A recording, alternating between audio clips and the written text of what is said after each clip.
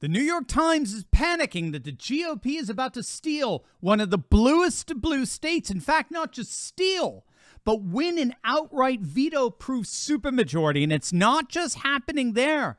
We're going to see what one pollster is calling the rise of nothing less than a red tsunami on the horizon tomorrow, and even the legacy media is admitting it. The New York Times is literally hyperventilating over what's about to happen in the great state of Wisconsin. Now, if you're not familiar with Wisconsin's, at least past politics, it's been one of the single most reliably blue states. They even voted for Mike Dukakis in 1988. In fact, in every single presidential election between 1988 and 2012, Wisconsin voted for the Democratic candidate. That streak, of course, came to an end in 2016 with President Trump's shock win. But ever since then, Wisconsin has been going red, and deep red to boot. Republicans are now on the cusp of a supermajority in the once solidly blue state. Republicans are poised to expand their majorities in both the state assembly as well as the state senate, an expansion that will very likely result in veto-proof supermajorities in both chambers. And that's obviously huge because now the GOP can basically do whatever it wants. It's had a radical leftist nut as governor over the last 4 years, Tony Evers, who, by the way, looks like he's about to go down. The polls show him losing to his Republican challenger, Tim Mitchell. Mitchell looks to be riding Senator Ron Johnson's coattails into victory tomorrow. But the point over which the New York Times and other legacy media outlets are really panicking is that, in many respects, the governor's race is now irrelevant. A Republican supermajority legislature would override any veto he throws their way. They'd have total power in Wisconsin politics. And keep in mind, this was one of the most reliably blue states in the nation.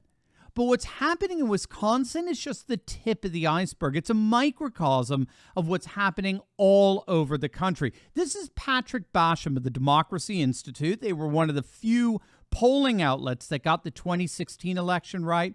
Here's what he had to say about what to expect for the midterms. Republican victory, especially a large one, is going to reflect what's really a perfect storm. You have, history tells you that a first-term president, his midterm, almost always, only a couple of exceptions like George W. Bush in 2002, almost always loses seats, often loses quite a few.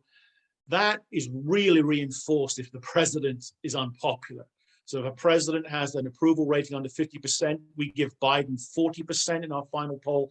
That usually dooms his party in the midterms, that alone. Then you look at all the issues that are really important, most important, the priorities of the voters. And it is now today what it has been for much of the year, but really with an exclamation mark. It's inflation and the economy, but it's also about crime. And I also say about illegal immigration, also about education. So those are issues that the Republicans are massively favored on, in no small part by default, because they're the opposition party and they haven't gotten in their own way in terms of those issues. They've let the Democrats, commit as many self-inflicted, wounds as possible, which might, end up being mortal by the time this is all wrapped up. And the Democrats are focused on an issue, abortion, which they in the media thought would turn everything around for them, but it isn't enough of a priority for enough voters to have made a difference. So you put all that together, you also have what is now, if not an unpopular war in terms of Ukraine, but certainly one that Americans are tuning out, don't think is a priority, really never thought it was the priority. You put all that together and you have an environment which is just, tailor-made for the opposition party to do well. And it's just come together. I mean, we have found this sort of environment all along. The question was it going to be a small, modest win, or would the Republicans do really well? We always thought it would probably be a red wave. Now, is it a red wave? Is it a red tsunami? And at the moment, I think it's moving from a red wave to the tsunami stage. So as you can see, Basham is going with the analysis that we've talked about a number of times here on this channel, which sees presidential approval as the key indicator for how a midterm is going to play out. I mean, we've talked about this a number of times about the analysis of Henry Olson of the Ethics and Public Policy Center. He analyzed all the various midterms of the past going back decades, right? And what he found was a fixed common factor in every single one of them. Every single midterm, the results were always directly related to the approval rating of the president. Every single one. And what he notes is that all of this banter about the quality of the candidate or how much money they have behind them, you know, all the crap that Mitch McConnell was throwing out there about ultra MAGA candidates like Blake Masters and J.D. Vance and Herschel Walker and the like. None of that matters. Ultimately, it's all irrelevant. What ultimately matters is presidential approval. And so with Biden's numbers in the tank, the result tomorrow is almost inevitable. And by the way, this same Henry Olson just published his predictions in the Washington Post today.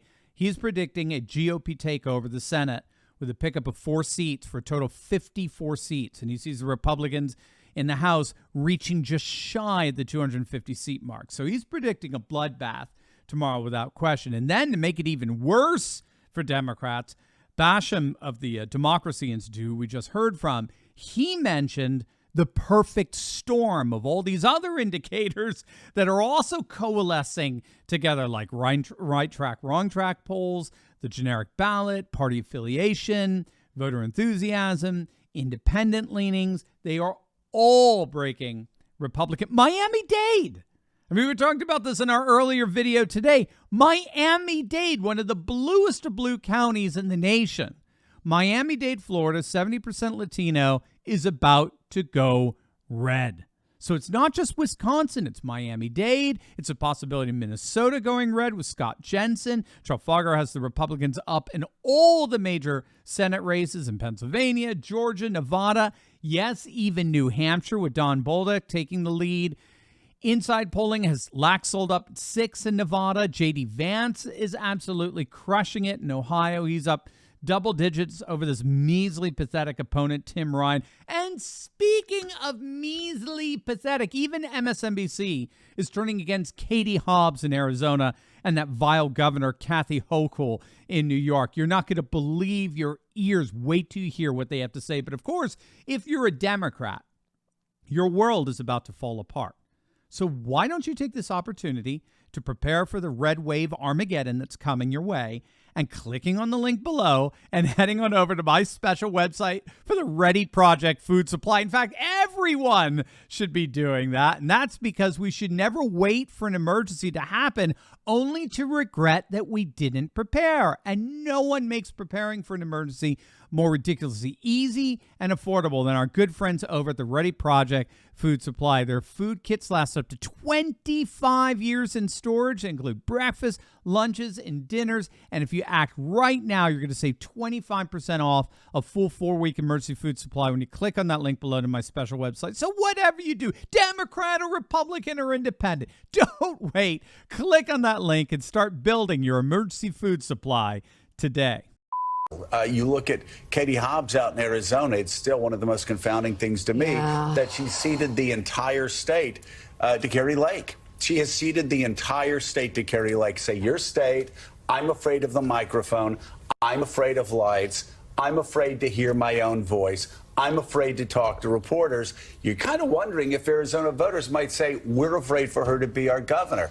In the end, the quality of the candidate matters. It does. That was brutal.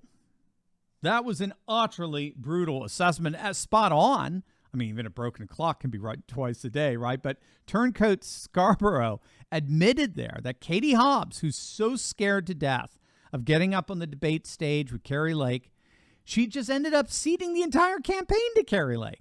But that doesn't even come close to comparing how MSNBC turned on the odious Democrat governor of New York, Kathy Hochul. Watch this blistering exchange. But I'm going to interrupt you then. Here's the problem. We don't feel safe. You might be working closely with Mayor Adams. You may have spent a whole lot of money, but I walk into my pharmacy and everything is on lockdown because of shoplifters. I'm not going in the subway. People don't feel safe in this town. So you may have done these things, but right now we're not feeling good. We're worried we could be San Francisco. She was dumbfounded. Hochul was literally dumbfounded. She's not used to that. She has no idea what to say to an anchor who's finally in their little privileged bubble-wrapped world of the legacy media, she's finally confronting Hochul with reality. Obviously, they've been getting some pushback from their viewers over at MSNBC because I don't think there's any other way they would have allowed that to happen, that break in their ideological purity. Remember, according to the monolithic messaging of the legacy media, democracy is on the ballot. They're actively amplifying the message of the Democratic Party. Democracy is on the ballot in the midst of every poll where the voters care most about record inflation, recession, stagflation, pain at the pump, depleting 401ks, surges in violent crime. In the midst of all of that, the legacy media is deliberately trying to convince you to vote Democrat. And why? Because the Democrats can solve the issues that you, the voters, are most concerned about? No. It's because you have misplaced priorities. Your priorities don't remotely compare to how horrific things will get when Marjorie Taylor Greene and Matt Gaetz and J.D. Vance and Blake Masters are granted subpoena power. Now that is what the whole world should be concerned about. Now you know why the Democrats are losing so badly. So, of course, again, gang, anything can happen on Tuesday. We have to remain vigilant. We can't even remotely become complacent. Remember, I've been saying this over and over again over the last few weeks. Being a patriot is not a spectator sport. Being a patriot means being a participant. Get out there, volunteer, become a precinct worker, become a poll watcher. Make sure every single vote is counted. And with these projections in place, by God's grace, we may be seeing supermajorities all across the board tomorrow. As always, make sure to smack that bell and subscribe button, and definitely check out my latest video I just uploaded on how all hell just broke loose on MSNBC over the weekend. You are not going to want to miss this, so make sure to click on the link, and I'll see you over there. God bless.